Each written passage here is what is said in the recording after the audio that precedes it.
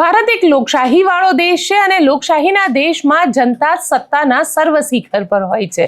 પરંતુ આજે બનાસકાંઠાના દિયોદરમાંથી જે સમાચાર સામે આવ્યા તે સમાચારે ક્યાંક ને ક્યાંક સવાલ ઊભા કરી દીધા કે ખરેખર શું આપણે લોકશાહી દેશમાં જીવી રહ્યા છીએ ખરા? શું નેતાઓ માટે અને જે સત્તા પર છે એવા લોકો માટે નિયમો અલગ છે? અધિકારી અહીંયા ગમે ત્યારે રજા ઉપર ઉતરી જાય છે તબિયતનું બહાનું બતાવીને, કારણ કે વિપક્ષને તેનો ફાયદો ન મળી શકે. તેની ચર્ચા કરીશું. ગેનીબેન ઠાકોર મેદાનમાં આવ્યા હતા. એક સગર્ભા મહિલા જેને 9 મહિના પૂર્ણ થઈ ચૂક્યા છે તે મહિલા પણ પહોંચી હતી, પણ છેલ્લે થયું શું? તારીખ પડી ગઈ. એટલે બનાસકાંઠાના દિયોદરમાં તારીખ પર તારીખ અત્યારે તો આવું જ ચાલી રહ્યું છે. તેની ચર્ચા કરીશું અને સાથે સાથે ચર્ચા કરીશું નવા વાયરસની. કોરોના બાદ હવે એક નવા વાયરસની એન્ટ્રી થઈ ચૂકી છે ગુજરાતમાં. તેનો પહેલો કેસ આવી ચૂક્યો છે. શું છે તે, કયા જગ્યાએ આનો પહેલો કેસ નોંધાયો છે ને સરકાર હવે આને લઈને શું તાકીદ રાખવા માટે કહી રહી છે, તેની વાત આ રિપોર્ટમાં. નમસ્કાર, હું છું ગોપી ઘાંગર અને આપ જોઈ રહ્યા છો નિર્ભય ન્યૂઝ. આપણે અત્યારે લોકશાહીમાં જીવી રહ્યા છે કે અધિકારશાહીમાં તે કહેવું મુશ્કેલ છે, કારણ કે બનાસકાંઠાના દિયોદરની અંદર તાલુકા પંચાયતની ચૂંટણીમાં પ્રમુખ અને ઉપપ્રમુખની વરણી થવાની હતી. તે ચૂંટણી થાય તે પહેલા જ સૌથી પહેલા તો અધિકારીએ ભારતીય જનતા પાર્ટીના જે જીતેલા ઉમેદવારો હતા તેમની વચ્ચે અંદર બબાલ થઈ અને જેના કારણે ચૂંટણી મોકૂફ રાખી દીધી. ચૂંટણી મોકૂફ રાખ્યા બાદ આજે ફરીથી ત્યાં ચૂંટણી થવાની હતી. કોંગ્રેસના બધા જ જે ઉમેદવારો છે તે ત્યાં પહોંચી ગયેલા હતા. સાથે ભારતીય જનતા પાર્ટીના જીતેલા ઉમેદવારો પણ ત્યાં પહોંચ્યા હતા, પરંતુ અધિકારી જ ન પહોંચ્યા. પરંતુ જે 22 બેઠકો છે તેમાંથી 12 કોંગ્રેસે જીતી છે અને જ્યારે 10 બેઠકો જે છે તે ભારતીય જનતા પાર્ટી પાસે આવી છે. હવે ભારતીય જનતા પાર્ટી અહીંયા તાલુકા પંચાયતની અંદર પૂર્ણ બહુમતી નથી મેળવી રહી, ત્યારે નવા નાટકો જોવા મળ્યા. નવા નાટકો એટલા માટે કહી રહી છું કારણ કે સૌથી પહેલા તો અહીંયા આગળ ભારતીય જનતા પાર્ટીના જે દિવસે 25મી તારીખે લગભગ બધી જ જગ્યાએ તાલુકા પંચાયતના પ્રમુખ ઉપપ્રમુખની વરણી થઈ ગઈ, પરંતુ અહીંયા ચૂંટણી થાય તે પહેલા ભારતીય જનતા પાર્ટીના અમુક લોકોએ અંદર બબાલ કરી અને તેના કારણે ચૂંટણીને મોકૂફ રાખવામાં આવી. ત્યારે પણ કોંગ્રેસના નેતાઓ દ્વારા ખૂબ વિરોધ કરવામાં આવ્યો હતો. વિરોધ એટલો ભયંકર કરવામાં આવ્યો હતો કે ત્યાં આગળ જે અધિકારી હતા એ અધિકારીના કપડાં પણ ફાડી દેવામાં આવ્યા હતા. ત્યારબાદ તેમના દ્વારા એક FIR પણ રજીસ્ટર કરવામાં આવી અને જાનથી મારી નાખવાની પ્રયત્ન કરવામાં આવ્યો. તે પ્રકારનો કોંગ્રેસ પર આરોપ લાગ્યો અને કોંગ્રેસના જે સદસ્ય છે તેમના ઉપર આ આરોપ લાગ્યા બાદ પોલીસ દ્વારા FIR પણ રજીસ્ટર કરી લીધી છે અને તે આરોપ લાગ્યા બાદ આજે ફરીથી ચૂંટણી થઈ રહી હતી અને આજે જ્યારે ચૂંટણી સવારે ત્યાં આગળ 10 વાગે ચૂંટણી થવાની હતી તે પહેલા જ ત્યાંના જે પ્રાંત અધિકારી હતા તે અધિકારી બીમાર પડી ગયા. તેમનું BP હાઈ થઈ ગયું અને તેમને દવાખાનામાં દાખલ કરવા પડ્યા અને તેના કારણે જ્યારે કોંગ્રેસના 12 જે ડેલિગેટના સદસ્ય છે તે ત્યાં પહોંચી ગયા હતા, ભારતીય જનતા પાર્ટીના બી ડેલિગેટના સદસ્ય જે છે તે ત્યાં પહોંચી ગયા હતા, ત્યારે તેમને એવું માહિતી આપવામાં આવી કે જે સાહેબ છે એ સાહેબ 3 વાગે આવવાના છે. એટલે કે જે પ્રાંત અધિકારી છે તે અત્યારે હાજર નથી, એમની તબિયત ખરાબ થઈ ગઈ છે, 3 વાગે સાહેબ આવી જશે. 3 વાગ્યા સુધી કોંગ્રેસે રાહ જોઈ. 3 વાગે પણ સાહેબ ન આવ્યા કારણ કે તેમની તબિયત ખરાબ હતી, તે પ્રકારની વાત કહેવામાં આવી. હવે તબિયત ખરાબ હતી કે નહોતી એ તો સાહેબ જ જાણે અને કદાચ ત્યાંના જે નેતાઓ છે, સરકારમાં બેઠેલા મંત્રીઓ છે તે લોકો વધારે સારી રીતે જાણી શકે. પણ એટલું સ્પષ્ટ છે કે કોંગ્રેસ દ્વારા અહીંયા આગળ SDMને રજૂઆત પણ કરવામાં આવી અને SDMને કહેવામાં આવ્યું કે તમે ભલે આ પ્રાંત અધિકારી બીમાર હોય તમે બીજા પ્રાંત અધિકારીને મોકલો અને ચૂંટણી કરાવી દો. પરંતુ ત્યાં આગળ બીજા કોઈ પ્રાંત અધિકારી અત્યારે હાજર નથી તે પ્રકારની વાત અધિકારીઓ દ્વારા કરવામાં આવી. જે પણ અધિકારીને ફોન કરવામાં આવે તે કહી દેતા હતા કે તેઓ એક દૂર દરાજના ગામની અંદર છે. ઘણી બધી જગ્યાએ મોબાઈલ પણ બંધ આવ્યા અધિકારીઓના. આવું આખો દિવસ ચાલ્યું અને અંતે આ ચૂંટણીને મોકૂફ રાખવામાં આવી અને ચૂંટણી મોકૂફ રહેતાની સાથે જ ગેનીબેન ઠાકોર જે છે એ મેદાનમાં આવ્યા અને ગેનીબેન ઠાકોર અહીંયા ખૂબ ગુસ્સે થઈ ગયા. એને ગુસ્સે થવા પાછળનું કારણ પણ હતું, કારણ કે કોંગ્રેસની એક મહિલા સદસ્ય જે છે તે સગર્ભા છે અને તેના 9 મહિના પૂર્ણ થઈ ચૂક્યા છે. તે મહિલા ત્યારે ત્યાં આવ્યા તો તેમને ખાટલા ઉપર લઈને આવવામાં આવ્યા અને સ્થિતિ એવી હતી કે તેમની આજે ડિલિવરી ડેટ ડૉક્ટર દ્વારા આપવામાં આવી છે, જેની પાસે ઓફિશિયલી કોંગ્રેસ પાસે તેના મેડિકલ સર્ટિફિકેટ છે. તે ડોક્યુમેન્ટ્સ હતા. તે મહિલાને ત્યાં લાવવામાં આવી અને એ મહિલાને ડિલિવરી ગમે તે સમયે આવી શકે, તો તેના માટે એમ્બ્યુલન્સ પણ ત્યાં તૈયાર રાખવામાં આવી કે જો મહિલાને ડિલિવરી આવે તો તે ત્યાં આગળ જઈ શકે. અને આવી ગરમીમાં એ મહિલાને ત્યાં આગળ પ્રાંત અધિકારીની જે ઓફિસ છે ત્યાં આગળ ખાટલા ઉપર સુવાડવામાં આવ્યા. આ સ્થિતિને તમે જોઈ શકો છો કે જે દ્રશ્ય સામે આવ્યા. આપણને એવું લાગે કે નિયમો માત્ર જનતા માટે હોય છે, કેમ નેતાઓ માટે નથી હોતા. અહીંયા તો કોંગ્રેસ માટે પણ આ નિયમો નથી. એટલા માટે નથી કે કોંગ્રેસ વિપક્ષમાં છે. જે સત્તા પક્ષ ઈચ્છે તે જ થાય. અને હવે નવી તારીખ ક્યારે આવશે તે રાત સુધીમાં ખબર પડશે. એટલે જ્યાં સુધી હું આ રિપોર્ટ કરી રહી છું ત્યાં સુધી નવી તારીખ હજી સુધી આવી નથી. જે મહિલા સગર્ભા હતી તે મહિલાએ શું કહ્યું આ આખા મામલાને લઈને, સાથે ગેનીબેન ઠાકોર તેઓ પણ ત્યાં પહોંચ્યા હતા, તેમના દ્વારા શું કહેવામાં આવ્યું બંનેઓને સાંભળી લઈએ. પિંજલબેન, ખાસ કરીને સતત 2 વખત તમે ચૂંટણીમાં આવ્યા, 2 વખત ચૂંટણી યોજાઈ, તમે શું કહેશો? શું થયું હતું આખી ચૂંટણીમાં તમે બેઠા? આખી ચૂંટણીમાં બેસવાનું કારણ એ હતું કે અમે ચૂંટણી 25 તારીખે આવેલા હતા. તે દિવસે ભાજપના ઉમેદવારો આવેલા હતા. એમને અંદર ઝઘડો કર્યો હતો. ઝઘડો કરીને નીકળી ગયેલા હતા. હું પ્રેગ્નેન્ટ હોવા છતાં મારી એ તારીખ હતી તો તે દિવસે 3 કલાક બેસી રહેલ હતી. પછી એમને એ ચૂંટણી એ દિવસે રદ કરી અને 27 તારીખ આપેલ હતી. તો હું 27 તારીખે પણ મારી ડેટ હતી પ્રેગ્નેન્ટની, એટલે હું પણ ત્યાં આવીને બેસી રહી. તે 11 વાગ્યાનું કીધેલું હતું. હું 11 વાગે હાજર રહી. પાછી એમને રદ કરી નાખી અને એમને કહ્યું કે 3 વાગે. તો હું ત્યાં સુધી ત્યાં બેસી રહેલ હતી. તો એ સાહેબને ખાલી બીપી લો થયેલી હતી એ કારણોસર પોતે હાજર ન રહેલા. તો હું પ્રેગ્નેન્ટ હતી. મારે પણ એ જ તારીખ 27 તારીખ હતી. તો હું આ હાલતમાં હાજર રહેલી હતી. તો એ કેમ હાજર ના રહ્યા? તમે બેન સરકારને શું કહેવા માંગો? ચૂંટણી થવી જોઈએ? હા, ચૂંટણી તો થવી જ જોઈએ ને. હું આ હાલતમાં હાજર રહું છું તો એ કેમ ના રહી શકે? એમને પણ હાજર રહેવું પડે. એટલે બેન અધિકારીના પાપે આ ચૂંટણી નથી થઈ? હા, અધિકારીના કારણે આ ચૂંટણી નહીં થઈ. હવે ચૂંટણી થવી જોઈએ? હા, જે ચૂંટણી તો થવી જ જોઈએ. હું હાજર રહીશ. તમને વિશ્વાસ છે કે કોંગ્રેસની બોડી બનશે? હા, કોંગ્રેસની બોડી બનશે. બેન, કેટલા દિવસ તમે જ્યારે ચૂંટણી પછી બહાર રહ્યા હતા, પાછા દિયોદર આવ્યાના પાછા કેટલા દિવસ બહાર રહ્યા હતા? પહેલા કેટલા દિવસ સુધી બહાર રહ્યા હતા? તબિયત કેવી છે બેન અત્યારે? અત્યારે તબિયત તો બેસવાની હાલતમાં નથી, પણ એ શું કરીએ, બેસવું પડે છે. ફરી નવી તારીખ જાહેર કરાશે તો ફરી આપ હાજર રહેશો? હા, હું તારી હાજર રહીશ. ઓકે, બરાબર, કમ્પ્લીટ. ત્યારે પણ એ તંદુરસ્ત હતા અને અમારી સાથે જમ્યા છે.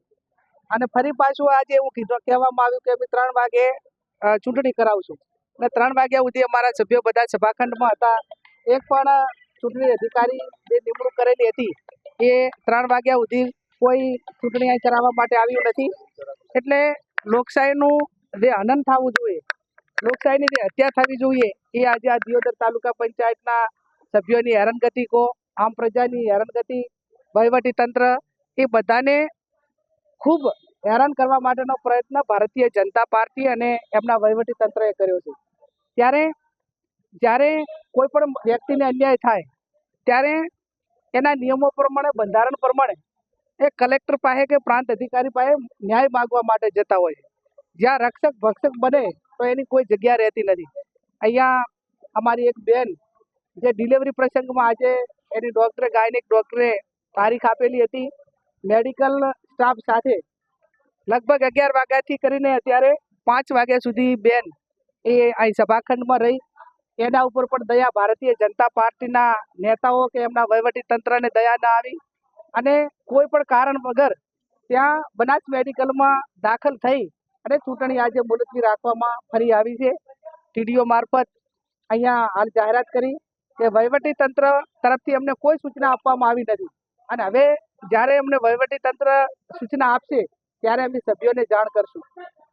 એકદમ આખું વહીવટી તંત્ર એના નિયમોનું સરેઆમ એ ધજીઓ ઉડી રહી છે. એ કયા કારણોસર નથી આવ્યા, કેમ નથી આવ્યા એનું પ્રોસિડિંગ લખાવવું જોઈએ. અહીંયા જે અધિકારી હાજર હોય એને જાણ કરવી જોઈએ, પણ એ પૈકીનું પણ કશું કર્યું નથી. એટલે હું માનું છું ત્યાં સુધી હવે આ સરકારની અંદર વહીવટી તંત્ર જેવું કાંઈ રહ્યું નથી. ત્યાં સરમુખત્યારશાહી તરફ આખો દેશ એ ધકેલાઈ રહ્યો છે. પણ અમે આપના મીડિયાના માધ્યમથી કહેવા માંગીએ છીએ કે તમે અમારા ઉપર 307 અમારા કાર્યકરો ઉપર દાખલ કરો. તમે જે કલમો લગાવવી હોય લગાવો, જેટલો અત્યાચાર અમારા ઉપર ગુજારવો હોય એટલો બધો વહીવટી રીતે બધો ગુજારો. પણ અમારા સભ્યો મક્કમ છે, કોંગ્રેસના કાર્યકરો મક્કમ છે. જ્યારે એ તારીખ આપશે ત્યારે પણ આ તાલુકા પંચાયતની ચૂંટણી જ્યારે વહીવટી તંત્ર કે સરકાર આપશે ત્યારે પણ મક્કમતાથી અમે આ ચૂંટણીમાં ભાગ લઈને અમારા સભ્યો જે લોકોએ જે ચુકાદો આપ્યો એ પૈકીમાં પ્રમુખ ઉપપ્રમુખ બનશે. અને જે અમારા કાર્યકરો ઉપર ખોટી 307 દાખલ કરવામાં આવી છે કે ઘણા 2-3 આરોપીના તો એવા નામ લખવામાં આવ્યા છે કે જે હાજર જ નહોતા. એમને ભારતીય જનતા પાર્ટીના કાર્યાલય કે એમના નેતાઓએ જે નામ આપ્યા એ વહીવટી તંત્ર પોલીસે FIRમાં નામ લખી દીધા છે. એટલે પોલીસને વહીવટી તંત્ર જે કાયદો અને વ્યવસ્થા જાળવવાની જવાબદારી એમની છે. જે તપાસના અંતે જે સાચો ન્યાય કરીને વાસ્તવિકતા હોય એના ઉપર પોલીસ એ તપાસ કરે. અને ફરી પણ આ બાબતમાં પ્રાંત અધિકારી કે ચૂંટણી અધિકારીએ જેને ખોટું કર્યું છે એને ન્યાય તંત્ર સુધી ખસેડી લઈ જઈશું. અને એ તારીખ નક્કી નહીં કરે તો હાઈકોર્ટમાં જઈને પણ તારીખ નક્કી કરાવીને ચૂંટણી કરીશું.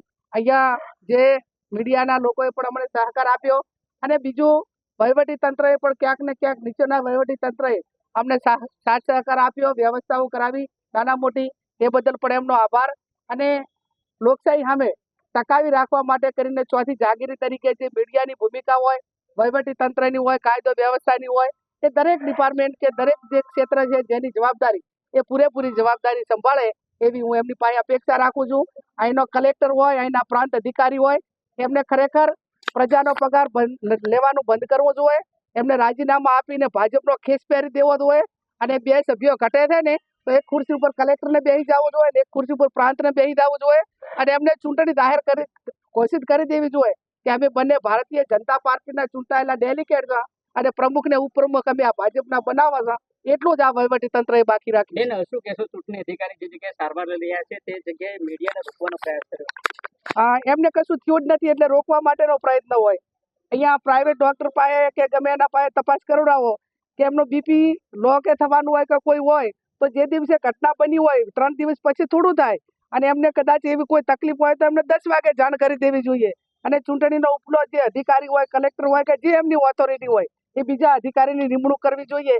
પણ એ બનાસ મેડિકલ જે કાંઈ કોલેજ હોય કે બનાસ મેડિકલ જે હોસ્પિટલ હોય એ લોકોની સારવાર કરવા માટે નથી, ખોટા શરતી આપવા માટે અને આ ચૂંટણીઓ બંધ કરવા માટે. એ જે એમની જે મેડિકલ સુવિધાઓ કે જે સરકારના ઓથે જે કરેલી છે એ માત્ર ને માત્ર સત્તાનો દુરુપયોગ કરી અને આવા ખોટા સર્ટિફિકેટ લેવા માટે અને આવા લોકોને તે સંગરવા માટે કરીને એ મેડિકલ હોસ્પિટલનું નિર્માણ કરવામાં આવ્યું છે. પંચાયતના પ્રમુખ ઉપપ્રમુખની ચૂંટણી યોજાવાની હતી. ત્રીજી વખત ચૂંટણીના જે અધિકારીઓ છે એણે ફેરફાર કર્યો. પહેલાં 25 તારીખ હતી, 25 તારીખે કોઈ પણ કારણ વગર ચૂંટણી મુલતવી રાખી. એના પછી આજ 27 તારીખ નક્કી કરેલી હતી. 27 11:30 વાગે કોઈ અધિકારી આવ્યા નહીં અને બાનું એવું કાઢવામાં આવ્યું કે ચૂંટણી અધિકારી જે નિમેલા હતા એમની તબિયત બગડી છે.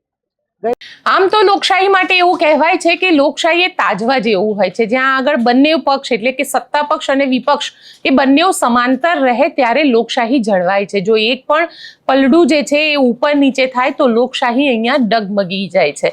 પરંતુ અહીંયા તો આપણને લોકશાહીની હત્યા થતી હોય તેવું લાગી રહ્યું છે, કારણ કે જે અધિકારી છે તે અધિકારી ક્યાંક એવું કહી રહ્યા છે કે તેઓ બીમાર છે, કોંગ્રેસ કહી રહી છે કે તે નાટક કરી રહ્યા છે, કારણ કે ત્યાં આગળ કોંગ્રેસ તાલુકા પંચાયતની અંદર પ્રમુખ અને ઉપપ્રમુખ બનાવી રહ્યા છે.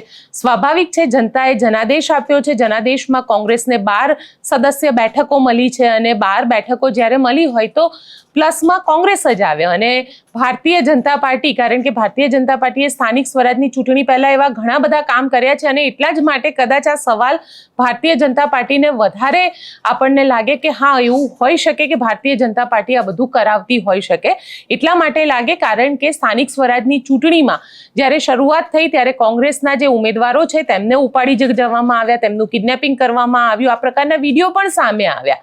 ત્યારબાદ ચૂંટણી પૂરી થઈ, સદસ્ય ચૂંટાયા તાલુકા પંચાયતની અંદર અને જિલ્લા પંચાયતની અંદર, જ્યારે ત્યાં આગળ સત્તા ઉપર આવવાનું હતું અને તેના પ્રમુખ માટેની ચૂંટણી થવાની હતી, તે વખતે પણ આપણને ઘણા બધા એવા દ્રશ્ય જોવા મળ્યા કે ક્યાંક દાહોદની અંદર ગાડી ઉપર હુમલો કરવામાં આવ્યો, છોટા ઉદેપુરની અંદર તો આપણને સાંસદ પોતે બંદૂક સાથે દેખાયા હતા.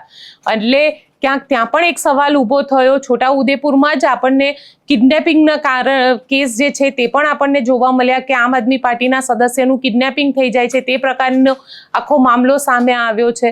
ઘણી બધી જગ્યાએ જે તાલુકા પંચાયતના સદસ્ય છે તેમને બીમાર કરી દેવામાં આવ્યા, જે વિપક્ષના સદસ્ય છે, અને ત્યાં આગળ પણ કદાચ પૈસાની લેણ દેણ થઈ હોય તે પ્રકારના આરોપો લાગ્યા. એટલે અહીંયા દિયોદરની અંદર જ્યારે 12 સદસ્ય છે અને આ 12 કોંગ્રેસના સદસ્ય, તેમાંથી કોઈ તૂટ્યું નહીં, ત્યારે અધિકારીઓનો ઉપયોગ કરવામાં આવ્યો અને અધિકારીઓનો ઉપયોગ કરીને ચૂંટણીને ધીરે ધીરે ઠેલવવામાં આવી રહી છે. હવે તારીખ કઈ આવશે તે નથી ખબર. હવે જો તારીખ આવી અને આ જે સગર્ભા મહિલા છે એ મહિલાને હોસ્પિટલાઇઝ કરવામાં આવી, એ પોતે નહીં આવી શકે, તો તેના માટે અધિકારી કહેશે કે ના બરાબર છે, કારણ કે એ બીમાર છે તો એ નથી આવ્યા એટલે એમની ગેરહાજરી માનવામાં આવે. હવે જોવાનું રહેશે કે આ મામલામાં દિયોદરની આ સીટ ઉપર, જે દિયોદરનું તાલુકા પંચાયત છે, તે તાલુકા પંચાયતમાં ક્યારે પ્રમુખ અને ઉપપ્રમુખની વરણી થાય છે, કારણ કે કોંગ્રેસે તો આજે સ્પષ્ટ રીતે કહી દીધું છે અને સીધા આરોપ લગાવી દીધા છે અધિકારી ઉપર કે અધિકારી હવે ખાલી ભારતીય જનતા પાર્ટીનો ખેસ પહેરવાનો જ બાકી રાખ્યો છે.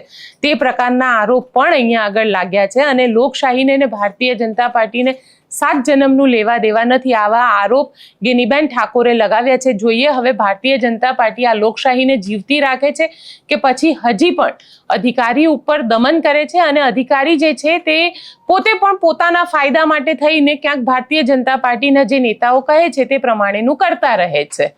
આપ શું માનો છો? કોમેન્ટ બોક્સમાં ચોક્કસથી લખજો. સાથે વાત કરી લઈએ નવા વાયરસની, કારણ કે કોરોનાનો એ લોકડાઉનનો સમય તો આપને યાદ જ હશે કે કોરોનાના લોકડાઉનના સમયની અંદર દરેક વ્યક્તિ ઘરની અંદર પુરાઈ ગયું હતું. લોકડાઉન થયું ત્યારબાદ કોરોના જે રીતે આવ્યો, તે કોરોના આવ્યા બાદ ઘણા બધા લોકોના મૃત્યુ પણ થયા હતા. એ આંકડો આમ તો અધિકારિક તौर પર 2000ની આજુબાજુનો હતો, પરંતુ ખૂબ મોટો હોય તેવું કહેવામાં આવ્યું હતું. પરંતુ હવે ગુજરાતમાં નવો વાયરસ આવ્યો છે અને નવો વાયરસ છે ઇબોલા વાયરસ. તેનો પહેલો શંકાસ્પદ કેસ જે છે તે હવે નોંધાયેલો છે. મુંબઈથી વડોદરા આવેલા બિઝનેસમેનમાં આ કેસ નોંધાયો છે. અમદાવાદની હોસ્પિટલમાં તેમને દાખલ કરવામાં આવ્યા છે.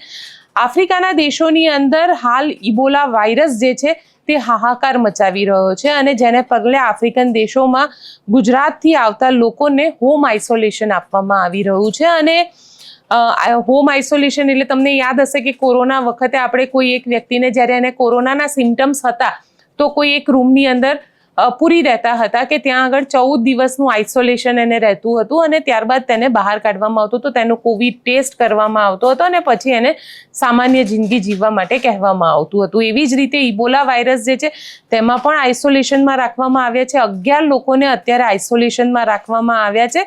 મુંબઈથી વડોદરા આવેલા 37 વર્ષીય એક યુવકમાં આ શંકાસ્પદ જે લક્ષણો છે તે લક્ષણો જોવા મળ્યા છે અને ત્યારબાદ તેને અમદાવાદની સિવિલ હોસ્પિટલમાં દાખલ કરવામાં આવ્યા છે. આખા મામલે આરોગ્ય મંત્રી પ્રફુલ્લ પાનસુરિયા, કારણ કે એક હોસ્પિટલ આખી તૈયાર કરી દેવામાં આવી છે, એવું માનવામાં આવે છે કે ઇબોલા વાયરસ જે છે એ કોરોનાના વાયરસ કરતાં વધારે ખતરનાક છે. કોરોનાના વાયરસમાં રિકવરી થવાની સંભાવનાઓ હતી, પરંતુ ઇબોલાના વાયરસની અંદર રિકવરીની સંભાવનાઓ ઘણી નહિવત છે. એટલે સિવિલ હોસ્પિટલની અંદર, અને આ વાયરસ જે છે ખૂબ ચેપી વાયરસ છે, એટલે એનાથી જે ઇન્ફેક્શન છે એ એક વ્યક્તિથી બીજા વ્યક્તિની અંદર ઝડપથી ફેલાઈ પણ શકે છે. એટલે અમદાવાદની સિવિલ હોસ્પિટલની અંદર આખો એક વોર્ડ તૈયાર કરવામાં આવ્યો છે. આરોગ્ય મંત્રી પ્રફુલ્લ પાનસુરિયાએ શું કહ્યું તે પણ સાંભળીએ. 5 दिन पहले अमूरी लोकुला नाम के एक व्यक्ति कोंगो कंट्री से यहाँ बॉम्बे आया था, बाद में बड़ौदा एक काम के लिए यहाँ आए थे। उसके साथ पैट्रिक राजा, वेलेंटिन जोडल 2 व्यक्ति थे। वो बिजनेस के लिए यहाँ भारत में आए थे। इसमें अमूरी लोकुला नाम के व्यक्ति को बुखार और सर्दी खांसी हुआ था, तो उन्होंने बैंकर हॉस्पिटल बड़ौदा में दाखिल किया था। बाद में हमारी आरोग्य टीम ने जांच किया तो वो कोंगो देश से आया हुआ है और अफ्रीका खंड से आया हो। तो सेफ्टी के लिए हमने सिविल अस्पताल में दाखिल कर दिया, क्वारंटाइन किया है, उसका ब्लड का सैंपल भेज दिया। अभी कोई पुष्टि हुई नहीं है, इसलिए किसी को घबराने की ज़रूरत नहीं। एक भी केस भारत और गुजरात में इबोला वायरस का अभी तक है ही नहीं।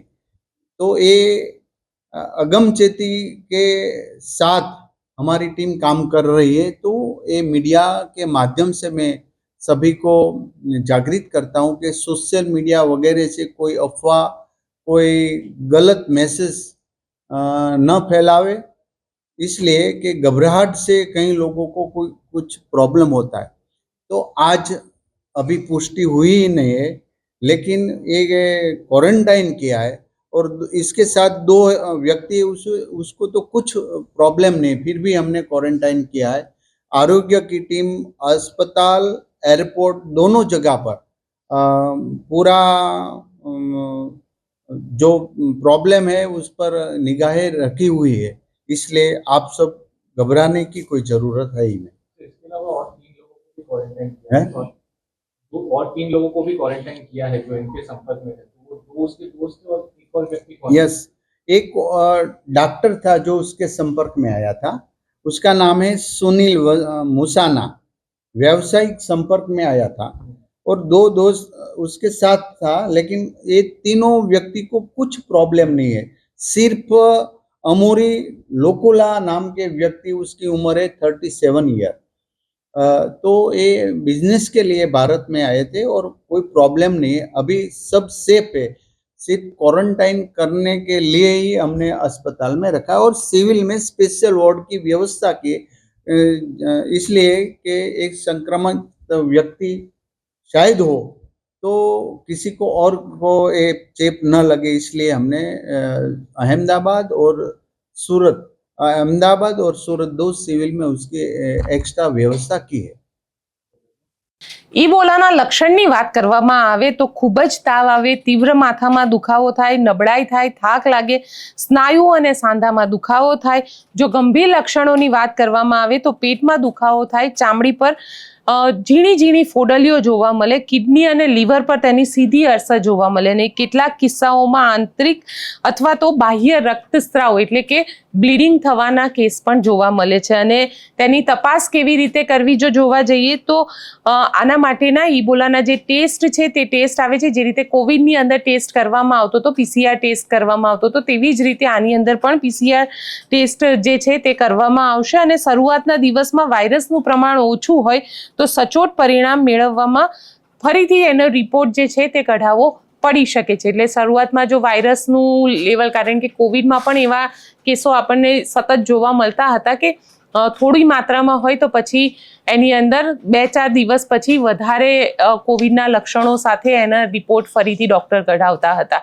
એટલે આ પ્રકારનો જે ઈબોલા વાયરસ છે તે અત્યારે આવ્યો છે. ગભરાવાની જરૂર નથી, પરંતુ હા, સાવચેતી ચોક્કસ રાખવાની જરૂર છે. કારણ કે જે લોકો આફ્રિકાના દેશોમાંથી આવી રહ્યા છે તે લોકોમાં આ પ્રકારના લક્ષણો છે. અત્યારે જેટલા પણ લોકો આવ્યા હતા, 11 લોકો આવ્યા હતા, તેમને હોમ આઇસોલેશનમાં રાખવામાં આવ્યા છે. એક વ્યક્તિ જે મુંબઈથી વડોદરા આવ્યો હતો તેમાં શંકાસ્પદ હતો, એટલે તેને અત્યારે અમદાવાદની સિવિલ હોસ્પિટલમાં રાખવામાં આવ્યો છે. 60 બેડની આખો જે વોર્ડ છે તેને તૈયાર કરી દેવામાં આવ્યો છે, તાકી જો આ પ્રકારના કેસ આવે તો તેની સામે આપણે મેડિકલી લડી શકીએ. આપ શું માનો છો મને કોમેન્ટ બોક્સમાં ચોક્કસથી જણાવજો અને અમારી ચેનલ નિર્ભય ન્યૂઝને લાઇક, શેર અને સબસ્ક્રાઇબ કરવાનું ભૂલશો નહીં. આભાર.